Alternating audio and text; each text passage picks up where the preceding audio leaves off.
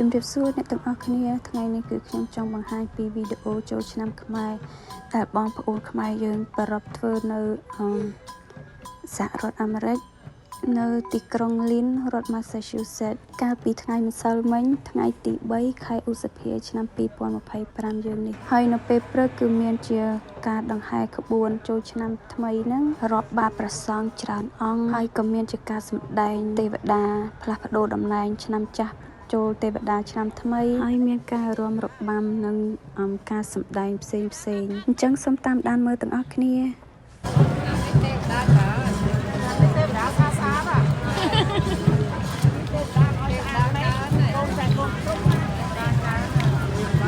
គ្រឿងណាគ្រឿងមិនតែគ្រឿងគ្រឿង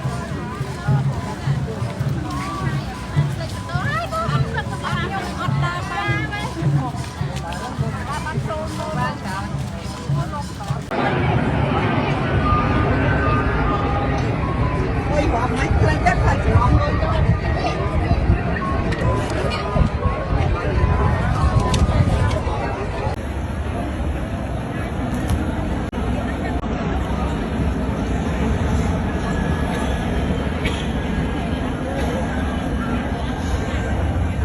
ណៈពេលនេះខ្ញុំប្រកាសថាសូមព្រះអនុញ្ញាតអំពីប្រកាសណាប្រសងគ្រប់ព្រះអង្គរតនីនិមន្តព្រះសង្ឃាធិបតីបណ្ឌិតធុនសុផុនព្រះប្រធានសហគមន៍ប្រសងខ្មែរអន្តរជាតិសហរដ្ឋអាមេរិកជាព្រះអធិបតីក្នុងទីនេះមានព្រះសេរីដីកានៃឱកាសពេលនេះហើយបន្ទាប់ពីនោះសូមរតនីនិមន្តព្រះតេជប្រគុណបាបសផលបច្ចាតិកាវត្តទេវីនិងជាអនុប្រធានពុទ្ធិកសមាគមមានព្រះធរដីកាបន្ទាប់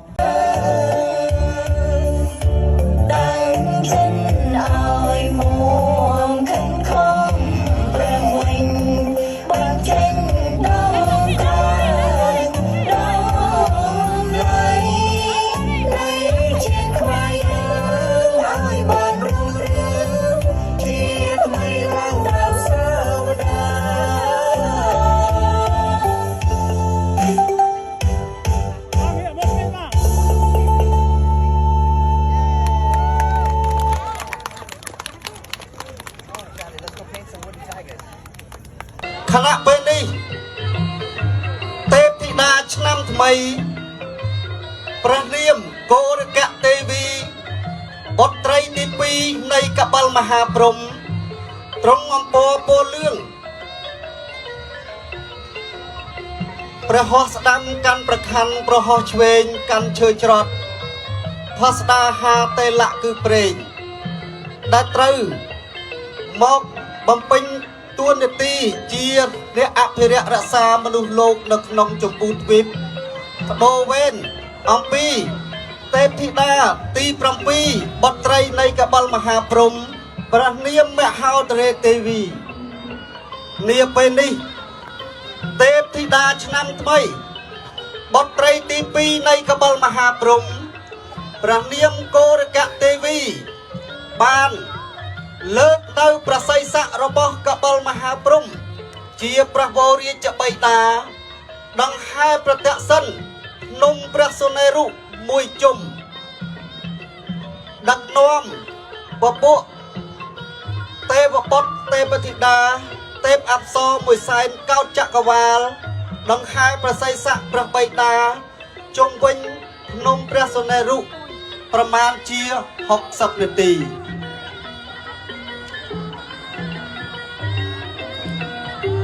ព្រះនាងកោរកៈទេវីជាបុត្រីទី2នៃកបិលមហាព្រហ្មដែលមានព្រះកាយឆោមលំពណ៌ដ៏ល្អឯកដែលមាននទីដើម្បីមកផ្លាស់ប្ដូរវេនអភិរក្សរក្សាមនុស្សលោកនាចម្ពោះទ្វីបនាសង្ក្រាន្តឆ្នាំថ្មីឆ្នាំម្សាញ់សប្តាស័កពុទ្ធសករាជ2568គ្រិស្តសករាជ2025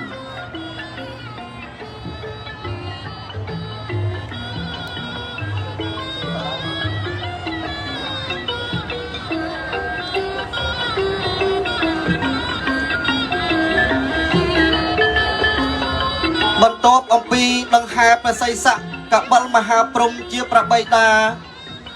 ជុំវិញភ្នំព្រះសុណេរុហើយព្រះនាងកោរកៈទេវីយាងព្រះសិរសារបស់ព្រះបិតាទៅតម្កល់នៅលើភបតីសាលានាភ្នំកៃឡាស់លើកំពូលភ្នំព្រះសុណេរុខណៈពេលនេះព្រះនាងមហោទរេទេវីបុត្រីទី7នៃកបិលមហាព្រំបានទេតំណែងប្រគល់ទួនាទីជាអ្នកអភិរក្សរក្សាមនុស្សលោកក្នុងចម្ពោះទ្វីបថ្វាយចំពោះព្រះនាងកោរកៈទេវីបុត្រីទី2ដែលជាបុត្រីច្បងដូច្នេះឥឡូវនេះគឺពិធីផ្លាស់ប្ដូរវេនទេពធីតាក៏ចាប់ផ្ដើមឥឡូវនេះគឺពិធីផ្លាស់ប្ដូរវេនបាទ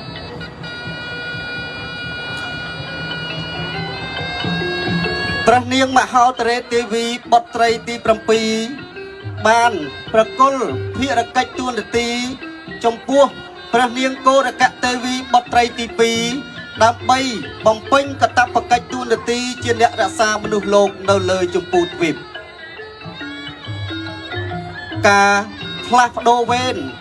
របស់ទេពធីតាទាំងឡាយដែលដឹកនាំដោយបរិវារទាំងមេសានកោតចក្រវាលនេះដែលត្រូវផ្លាស់ប្ដូរវេនទៅតាមទំនៀមទម្លាប់នៃមហាសង្ក្រាន្តរបស់ខ្មែរយើងដូច្នេះការសម្ដែងនៅការផ្លាស់ប្ដូរវេនរបស់ទេពធីតាដែលត្រូវរក្សាមនុស្សលោកក្នុងសង្ក្រាន្តឆ្នាំថ្មីត្រូវបានបញ្ចប់តែប៉ុណ្ណេះសូមថ្លែងអំណរគុណយ៉ាងក្រៃលែងបំផុតចំពោះអស់លោកស្រីលោកយាយលោកតាលោកអ៊ំលោកមីងលោកមៀបងប្អូនទាំងអស់ទស្សនិកជនជាតិនិងអន្តរជាតិដែលបានអញ្ជើញមកទស្សនានៅការសម្ដែងរបស់យើងខ្ញុំនេះ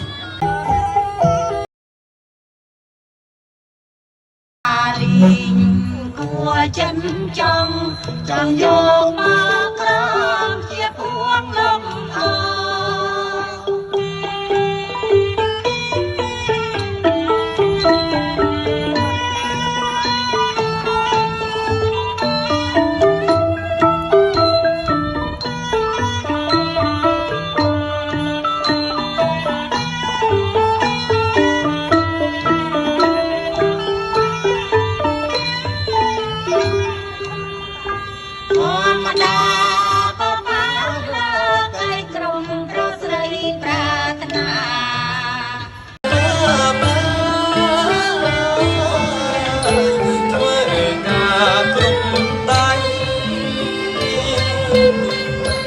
មានជាងឈូងឈើ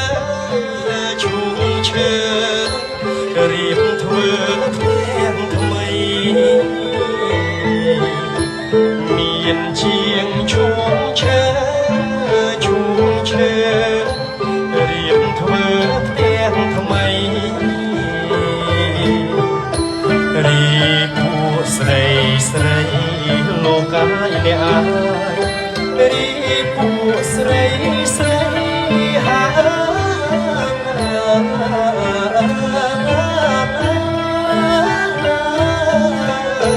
ស្រិតស្ទីអង្គនឹងឈ្មោះអីក្នុងពិសីនៅប្រាប់មកផង